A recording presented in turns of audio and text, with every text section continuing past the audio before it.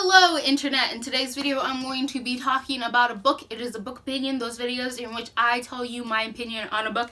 And today's book is going to be An Ember in the Ashes by Sabaa Tahir. This book is along the lines of A Darker Shade of Magic for me. So, like, I have those videos. You can go watch them. Just know that I don't have a grand fondness for them. I can definitely see why people praise them and why people enjoy them, but they're really just not that good, and there are a lot of, like, giant flaws in the plot and in the characters that I think really need to be addressed and understood. And it's much of the same for this book. Like, I can see the value in it. I definitely don't think it's the worst book I ever read. I definitely think it's, like, worthy of some sort of praise, and it's definitely better than some of the other books I see you guys talking about all the time and saying, oh, this is the best book in the world. So I'm not, like, saying anything against any of you. I'm just saying that I think there are a lot of, like, glaring things that are just like, you could have done better, and that's why I'm just gonna sound like I'm complaining most of this time, because, like, objectively I can see it as a pretty decent book that's a good time, but you didn't come for, like, objectiveness from me. Not from me. I'm just gonna complain about the things that I didn't like and explain to you why I didn't like them. So the plot of this book takes place in this world of, like, oppression. So in March, I read a lot of books that dealt with, like, one part of society oppressing another part of society, and I admit that might have a reason why I wasn't as fond as this book, because I read several others where it took that concept and did a far better job. So let it be known that my feelings on this book might have been affected by me reading other books that had that same concept and did it a lot better, in my opinion. So in this one, there are a group of people called the Scholars, and something happened in the past and now they're very oppressed. They are used as slaves. They are not treated like humans most of the time.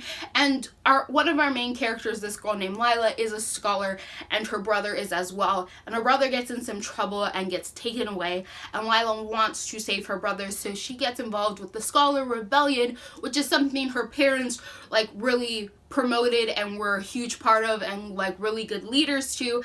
And so she's made a deal with them to go undercover to a, like, military enforcement school that the higher ups, that the kings of society, that the ruling class go to.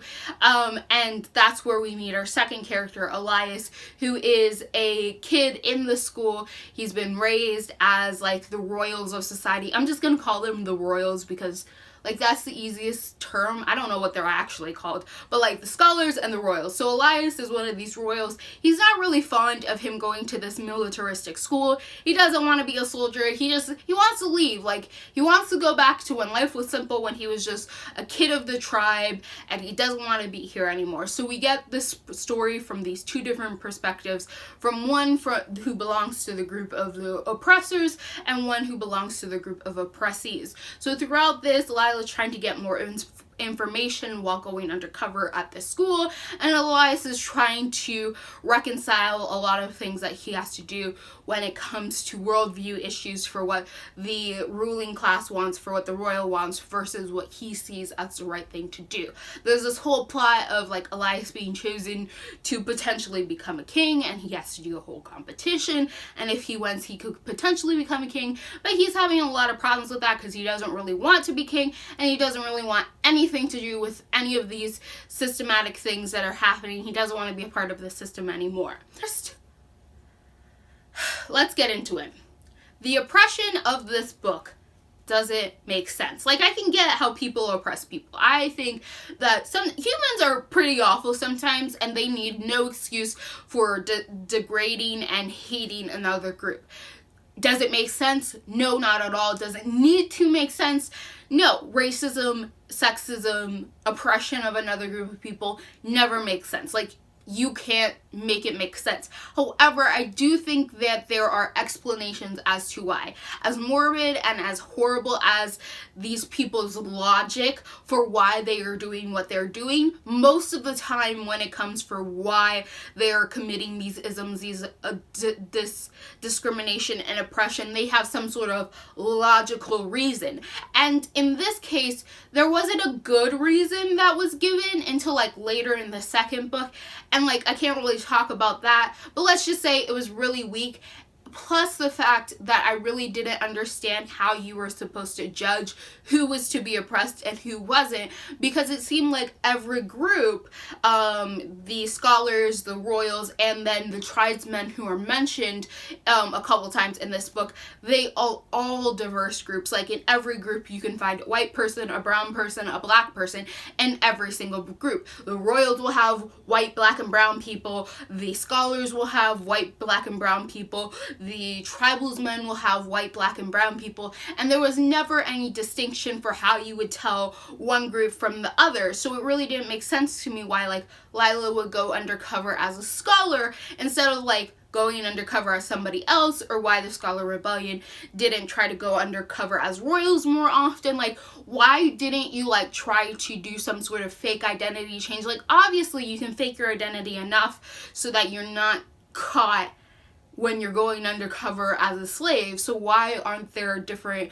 like groups and like revolution groups who are going undercover as like merchants or like something else, like as non-scholars? Like, that's basically it. Why aren't they pretending to be non-scholars, especially since it seems like every single group is super diverse and there is no one character trait that really points to one person being a part of a certain group. Like, there's clothing and stuff, but you can change that pretty easily. I mean, there's a scene in this where Elias is counted as a royal, right? He grew up as a tribesman, but he is a royal. And he goes into like a festival of scholars, and all he does is like change what he looks like a little bit so he looks more like the tribal man he grew up as. Like, he didn't put on some magical disguise. He just like fussed up his hair or something and like took off his uniform, and all of a sudden everyone was like, he's a tribesman, because he looks and dresses like a tribesman. So if all you have to do to look like a different group is change your clothes, why aren't these people just changing their clothes more often? Like, I would understand, but there was no like, oh, they brand all the scholars. Like, maybe they do, but it wasn't really explained. Point is that with every single group being super, super diverse, I couldn't understand how they kept this oppression and how the groups that were being oppressed didn't periodically pretend to be the group of oppressors. Like, why didn't they just be like, okay, today I'm gonna pretend to be a royal because I'm tired of being treated like shit, or I'm gonna go undercover as a royal? Like, why aren't there more cases like that if everybody apparently is just a huge homogenous group? Like, why wouldn't the scholars just pretend to be tribesmen, or like, you know, stuff like that? So that didn't make sense to me. I really didn't understand it. It works somehow. Like, again, there's no real explanation for why people are horrible to each other, but I would have liked some sort of like, this is how they identify one group for another, this is why you can't like just pretend to be a part of another group, why a scholar can't just pretend to be a royal, because obviously a royal can pretend to be a tribesman and no one's gonna ask you anything. And like, if it's just you knowing about the culture, why wouldn't you just learn about the other person's culture and like go undercover to become one of them? Like, you know, it didn't really make sense to me. I'm gonna like move on to my next point. There's also this other second plot line in this book that is the reason that explains why the oppression goes on in the first place, that has to do with magic and genies and stuff like that. And I'm just gonna say it was really, really weak in this book. It was like not even a subplot. It was like the subbiest of subplots. It was just barely there. And I would have preferred you either have that be a major subplot or a major part of the plot, or else just leave it out altogether, because there's no explanation of how this magic works, why it works the way it does, what's the purpose of it, what's the background here. And if that was magical realism, and if this was magical realism, I would have been like, fine, don't explain anything to me, I'm just gonna trust you. But since apparently magic has some really important role to this, but it's not seen often, I felt like it was a really weak plot point. It was like, oh, here's my chance to just say, well, magic does it, so there we go. Like, it was just a band-aid to fix whatever plot you had, instead of it actually being worth something and integral to what you're doing. You just used it as like a quick fix to explain why this thing is happening versus why this thing is happening, instead of actually tying into your story in a good manner. Like, it ties into the story, don't get me wrong. It felt like it was shoved in there for the sake of having it in there, rather than actually thinking it through and what it implied. Because there's Lila, who has like some sort of magic. There's like a genie that you hear about. There is a different girl, Helen, she has magic, and it's never really explained or explored, or like, did we have magic in the past? Is this something new and interesting? Like, where is this going? It's touched on like one or two places in this book. It's discussed more in the second book, but overall it just comes off as a really, really weak thing. And I think you either need to put more magic in it and more explanation of what it's doing and what its purpose is and how it fits into the story, or you just need to leave it out altogether, because the characters aren't really interested in learning about this magical history, genie stuff, but it happens to be there. And I'm just like, so where is this going? Because your characters are not invested into this plot. Like, they don't feel a part of this plot, but you're not explaining it to me, and the only way you can explain it to me is through the use of your characters. So what am I supposed to do with information that not even your characters are really acknowledging for it to be worth something to the story? So, alright, now on to the characters. Whew! There's Liest, and I liked him. He was my favorite character out of this whole book, but he definitely touches on something that really irritates me. He's a super angsty character, and angst isn't something that I truly appreciate when it's overdone. Like, you being angsty a little bit, I'm like, okay, cool, but Elias sometimes took it too far, where he blamed himself for all the problems of the world. And I hate when main characters do that. Like, you are not the issue. Like, you didn't cause all the bad things, and it is not your fault completely. Like, all these horrible things happen, so there is no point of you feeling guilty for all the problems in the world, because how could they possibly be all your fault? And there are a lot of points where Elias is just like, oh my gosh, like, I'm at fault, I shouldn't do this, like, everything's my fault. And I'm just like, there's a point where, like, yes, there are things you need to feel guilty about, there are things that you contribute to, but that doesn't mean you're all at fault. And you need to realize, yes, I played a role, but that, like, it's not, like, you shouldn't take on the guilt of the world and everything. So there was a lot of points I was like, okay, Elias, I understand where you're getting with this, but you also need to, like, comprehend the fact that you are a part of this system which, like, forces this upon you, and yes, you need to change, you need to be better, but that doesn't mean, like, this is all your fault, right? Like, it's not all your fault. You just to realize where you are at fault and change those things. Like, but not all the world's problems are because of you. And there is Lila, and I just really didn't like her. I found her to be super, super naive. I didn't like her mentality about things. I just didn't like how she thought about stuff, because I didn't think she thought about it in the right way. So one of the best examples I can give you is what happens at the beginning of the book, and this is where a bunch of royal guards come in, and they find out that her brother was somehow involved with something that may be connected to the Scholar Revolution, and she found out that he had been drawing stuff because he's a really good drawer, and he tells her, hide this sketchbook, people are coming, hide this sketchbook, don't let anyone find it, it has really important information, we can get out of this, but you can't tell them where this is, it's gonna be even worse if you do. And so the people stomp in, and like she's had the sketchbook like under a pillow or something stupid like that.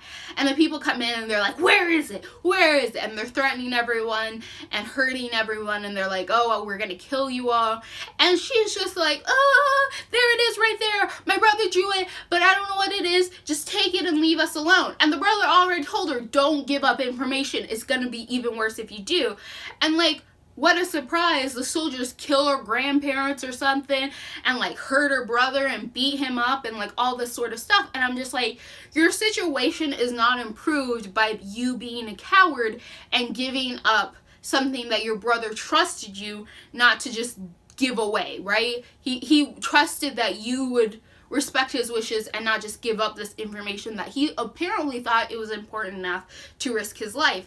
And if these people are threatening you and your family for this information, who is to say they're not going to fulfill their threats after they get the information? I mean, like, come on, like 101 people interrogating you and being evil, even after they get the information, you're probably gonna end up dead.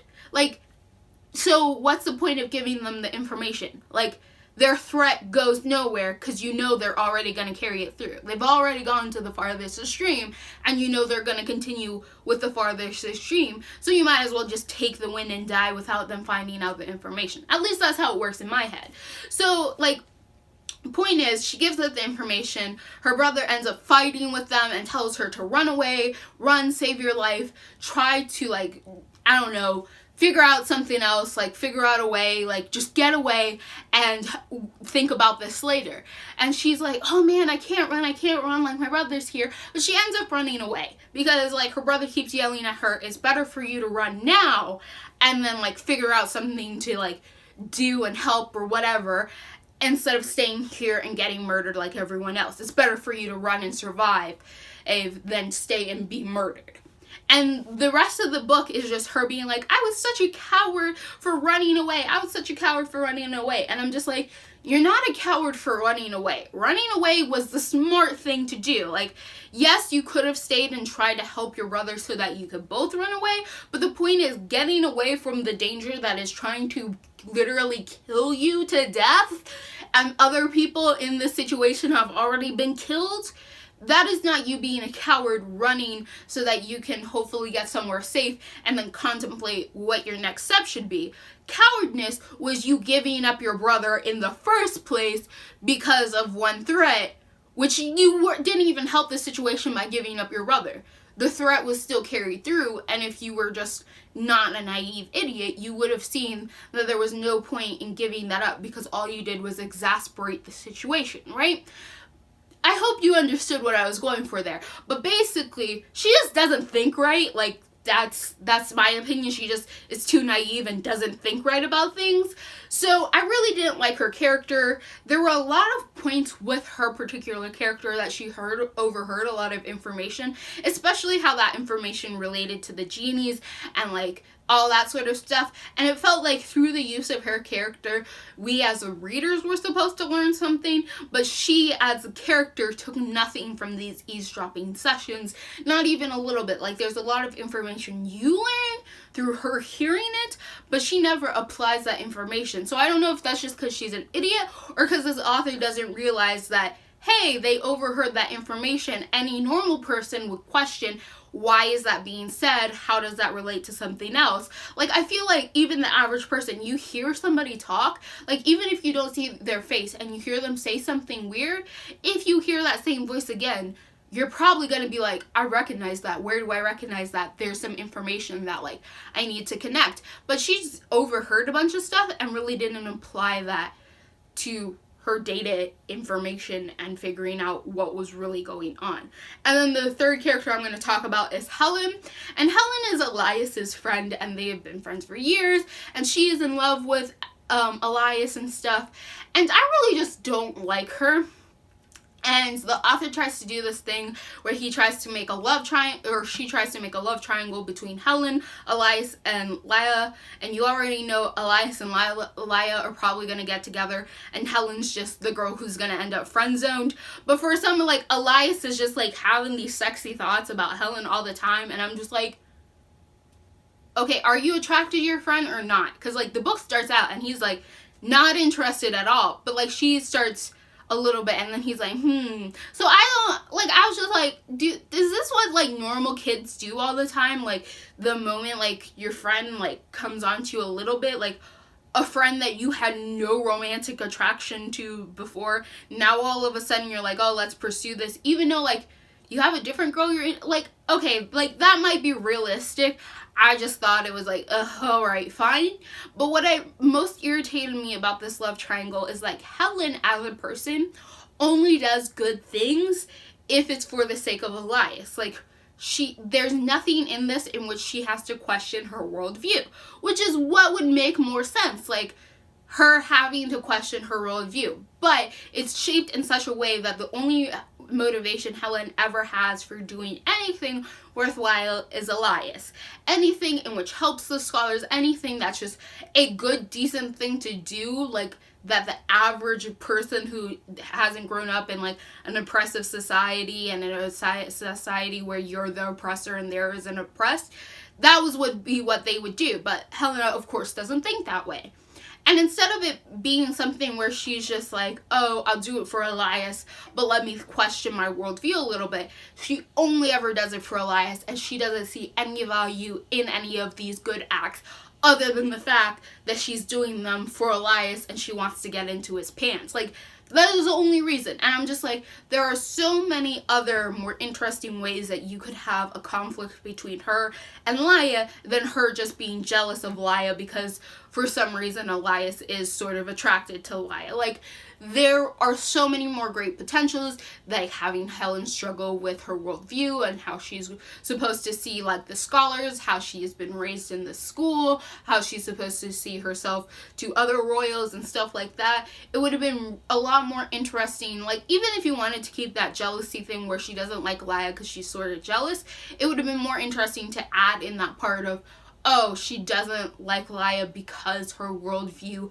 has taught her that Laia isn't a human. And, like, that would be a more interesting character development, to have Helen struggle with her worldview rather than her to only do things that are good because she's in love with one boy and for whatever reason this boy wants this thing done this way. Like, she never once changes her worldview. She only does good things because Elias wants those things done and she wants Elias in her bed. Like, sure, okay, whatever. I'm not, like, there should be more to her character than just that. There should be more to her good deeds than just that. Another thing that didn't really make sense is I didn't understand why they would look down on women, especially, like, the royals. Like, what was the purpose of being sexist? I get sexism exists. I get there's, like, no explanation to it. But why would they not like the commandant for being a woman? And the commandant in this is, like, this super, super powerful, like, super, super badass warrior woman who has, like, so many kills under her belt. Like, she's a strategic genius. She's a villain in this story, but she's, like, more of a mustache twirler. We don't really understand her motivations other than the fact that she's evil and she's a genius and she's an evil genius. And then there's Helen, who also goes to the school. So, like, in this militaristic school, only one female joins every generation, and the commandant was one and Helen is one now.